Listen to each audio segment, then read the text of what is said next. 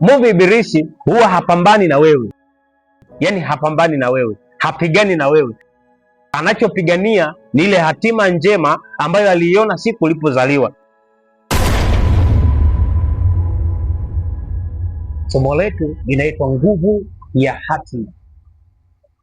Mtu anapoingia katika ulimwengu, kipo kitu ambacho Mungu amekipanga juu ya huyu mtu, yaani maisha yake yawe vipi.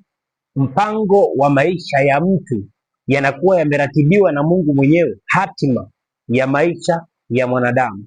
Sasa hatima hii inakuwa iko chini ya Mwenyezi Mungu, ndiye anayeratibu kila kitu kuhusiana na maisha ya mwanadamu, lakini maamuzi ya maisha ya mtu huyu kuratibiwa na Mungu yako juu ya mtu mwenyewe. Hatima ni nini?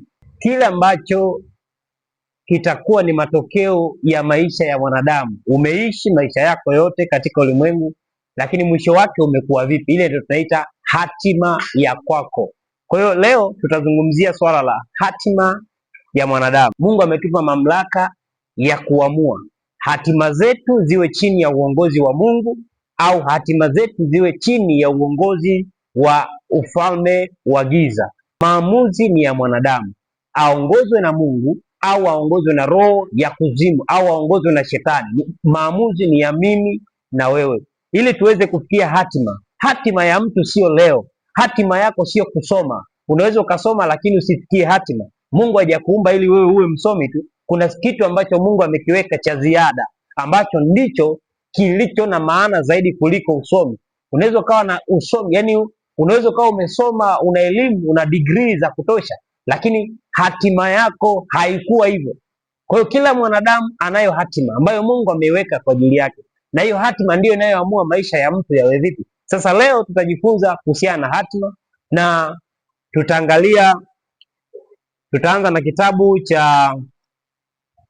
cha Mathayo sura ya 2, tukianza na ule mstari wa kwanza. Nasema, Yesu alipozaliwa katika Bethlehemu ya Uyahudi zamani za mfalme Herode, tazama, mamajusi wa mashariki walifika Yerusalemu wakisema, yuko wapi yeye aliyezaliwa mfalme wa Wayahudi?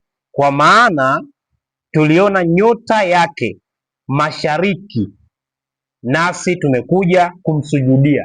Waliona nyota yake mashariki. It means waliona kile kitu ambacho kitatokea kwa baadaye. Yaani huyu mtu alikuwa na hatima gani? Walipoona ile nyota ya Yesu Kristo baada ya kuzaliwa, wakajua huyu basi atakuwa ni mfalme. Ina maana hatima ya Yesu Kristo ilionekana pale ambapo alizaliwa. Baada ya kuzaliwa tu nyota yake ikaonekana. Nyota yake ilivyoonekana, wale mamajusi wakasema, twende tukamuone yule mfalme aliyezaliwa, kwa sababu waliona hatima ya Yesu Kristo ni kwamba huyu mtu, kulingana na nyota tuliyoiona, huyu mtu atakuwa mfalme. Kwa hiyo hatima ya mtu inaonekana pale tu anapokuwa amezaliwa katika ulimwengu, maana nyota ya mtu inaonekana pale anapokuwa amezaliwa katika ulimwengu. Sasa unaweza usinielewe, lakini ndivyo ilivyo. Yaani unapokuwa unazaliwa ulimwengu wote unajua kuna mtu leo kazaliwa katika dunia, na huyu mtu hatima yake itakuwa vipi.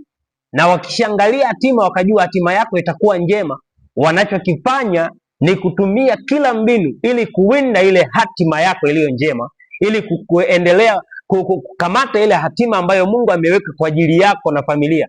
Unaweza ukawa umezaliwa katika familia maskini sana, familia ambayo iko chini sana zaidi, lakini hatima yako ukawa ni mtu ambaye utakuwa na nguvu ya kuibadilisha ulimwengu. Haijalishi familia unayotoka, haijalishi background yako, kwamba umetoka kwenye background ya aina gani. Hatima ya mtu haijalishi umetoka katika background ya namna gani. Kuna mtu anaweza kawa amezaliwa katika mji ambao ni maskini sana, anaweza kawa amezaliwa katika familia ambayo haieleweki, yani familia ambayo baba mlevi, mama mlevi, lakini Mungu ameamua kumpitisha kutoka kwa wale walevi, kwa sababu Mungu anacho kitu ambacho amekipanga juu ya familia hii, juu ya mtu huyu. Kwa sababu wewe unapoletwa duniani, lipo jukumu ambalo Mungu amekuleta ili uweze kulifanya, na hili jukumu linakuwa limelenga kumtukuza Mungu 100%. Bwana Yesu asifiwe. Sasa Yesu baada ya kuzaliwa, hatima yake ilionekana. Mamajusi wawili wakaona hatima ya Yesu kwamba twende tukamsujudie. Yuko wapi yeye aliyezaliwa mfalme wa Wayahudi? Kwa maana tuliona nyota yake mashariki, nasi tumekuja kumsujudia.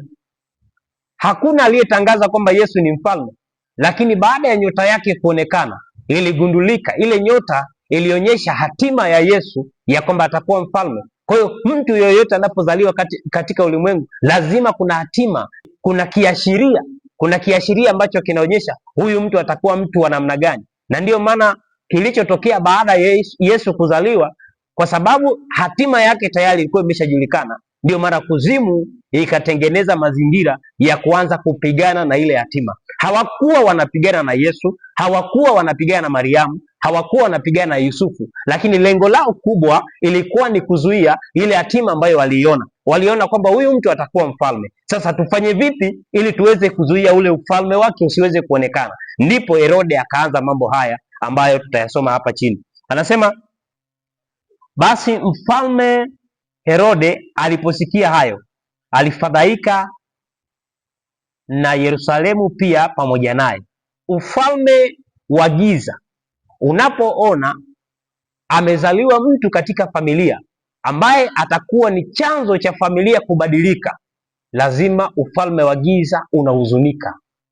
Anapokuwa amezaliwa kijana, anapokuwa amezaliwa binti ambaye ndiye atakuwa mbadilisha familia, ambaye Mungu amemweka kwa ajili ya kubadilisha historia ya familia, ufalme wa giza haufurahi hata siku moja.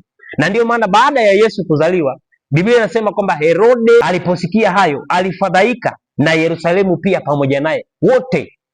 Yaani Herode na watu wake wote walianza kufadhaika kwamba tuna mfalme ambaye ni Herode. Kwa nini anakuja mfalme mwingine ambaye atachukua nafasi ya Herode? Alionwa akiwa bado mchanga kabisa, baada ya kuzaliwa tu. Akakusanya wakuu wa makuhani wote na waandishi wa watu, akatafuta habari kwao, Kristo azaliwa wapi? Nao wakamwambia, katika Bethlehemu ya Uyahudi, kwa maana ndivyo ilivyoandikwa na nabii, nawe Bethlehemu katika nchi ya Yuda, hu mdogo kamwe katika majumbe ya Yuda. Bethlehemu ulikuwa ni mji mdogo katika miji yote ya Yuda, wenyewe ndio ulikuwa mji ambao ulikuwa unaonekana mdogo. Ndio maana wanasema kwamba hatima ya mtu haitegemei amezaliwa katika familia gani.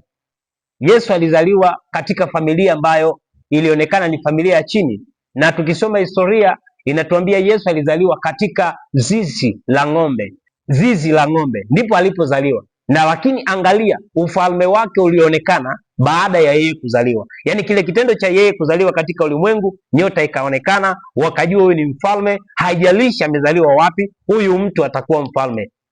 Alichokifanya Herode ni kufanya juu chini, kutambua huyu mtu amezaliwa sehemu gani, amezaliwa wapi. Unapozaliwa katika ulimwengu, ufalme wa giza unatafuta amezaliwa wapi. Huyu mtu ambaye tunamuona miaka 30 ijayo atasababisha watu wengi wamjue huyu Mungu, amezaliwa wapi, na tumtumie njia gani tuweze kumwangamiza na kumpoteza. Ndipo Herode akaanza kupeleka visa, awambia mamajusi, mniletee taarifa. Mamajusi, Mungu akawakataza, hakuna kurudisha taarifa, kwa sababu hatima ya yule ilikuwa mikononi mwa Mungu. Kwa namna yoyote, hatima ya mtu iko mikononi mwa Mungu. Yaani hatima ya wewe iko mikononi mwa Mungu, hatima ya mimi iko mikononi mwa Mungu. Wakati wanapopambana kuvuruga hatima ya kwako, wanapopambana kupigana na wewe, ukimtegemea Mungu, hatima yako itaendelea kuwa salama. Lakini ukitoka nje ya Mungu, hatima yako haiwezi kuwa salama.